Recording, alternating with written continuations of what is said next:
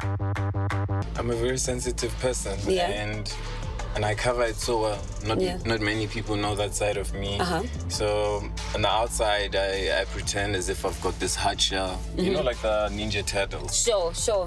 Yeah, but deep down inside, very soft, calm, and sensitive.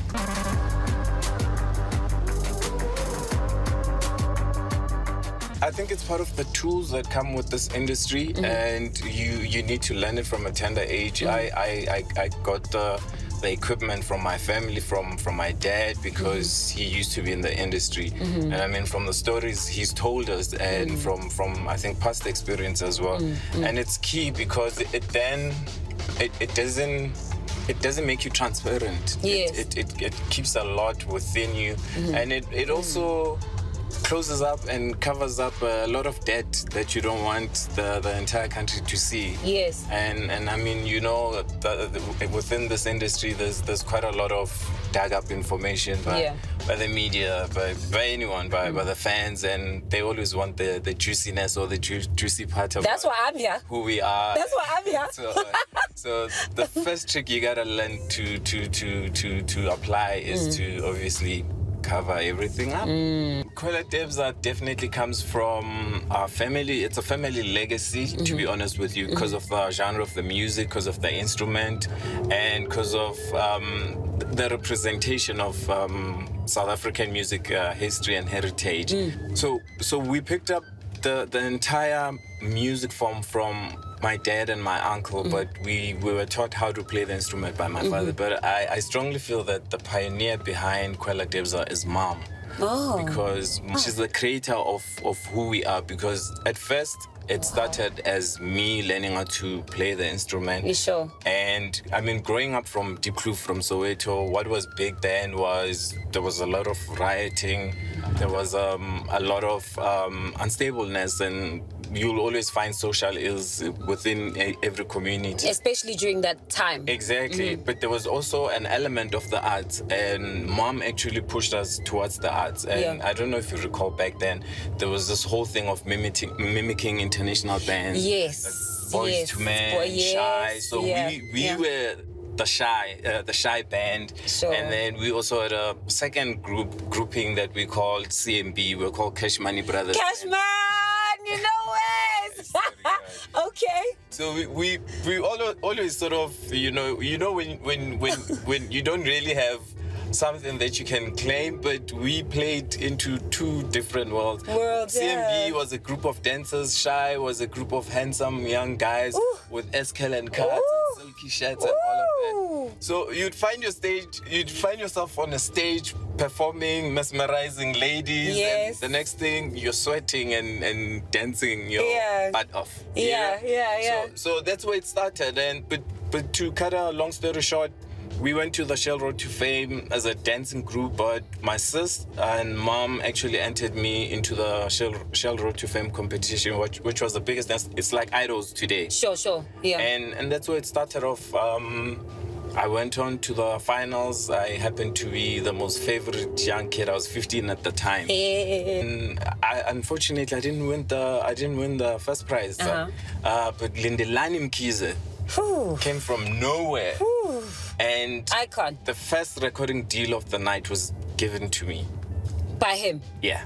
Hectic. So for me, that's where everything started, and Lindelani started coming to my mom's house, to my folks' house, and he wanted to sign me up, and I got my first recording deal with Teal Records, which later became Polygram Records, and Mduma Silela was the producer of my first album.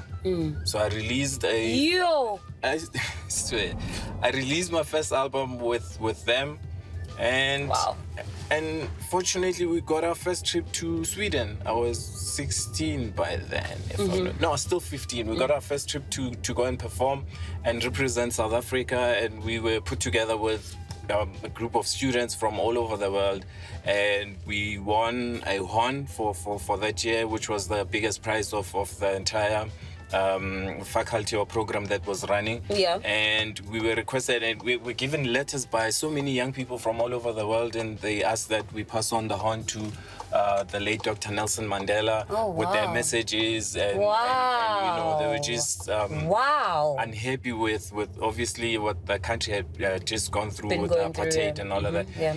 And that's where it started. And when we got back, Mom and Dad decided that we're going to record an album and have a new band. And yeah, Kwela Tebza was born. Kwela Tebza was born, and Mom named the band as well. I mean, the band, if you remember, well, you wouldn't know. Spokes Mashiane was one of the biggest penny whistle players in the country, and he had one of his biggest albums was titled Kwela Spokes. Okay. So we needed a title for my first album. Mom then said we're going to call it Kwela Tebza because of the name Tebogo. Tebogo, hectic. When we went to Sweden, we so didn't you have a are name. Kwela Tebza. Hold on. It's you. Let me explain. You know how Mikasa J something is Mikasa. It's the same thing with you. You are Kwela Tebza. You are the Tebza. Okay. Sure. Let me correct this. When we went to Sweden, we didn't have a name. Okay. We needed a name. Mom wrote Kwela Tebza once again. We got back and recorded our first album. Gallo Records needed a name for the band. Mom then again went Kwela Tebza. But from that onset, we then knew that it doesn't mean Tebogo, it means a collective. What's key for us this time around is to export who we are, export the sound. Remember earlier on I did speak about preservation. That for us is the selling tool, or what we're trying to sell to the world, to say this is what South Africa is all about. In South Africa, you'll find this type of music. This type of music has got a history, it's got a legacy, it's got a story behind, and some of the great or giants of the sound were so and so. And I mean, we can take it as far back as the 1950s and still tell a story in this day and age. You know, we didn't just pick it up anywhere. You know, so that is our draw card for us, and definitely you're going to find the same band, but we'll obviously just tweak it there and there, because music is generational, music changes, and music rejuvenates itself, so we have to also adapt to the now times.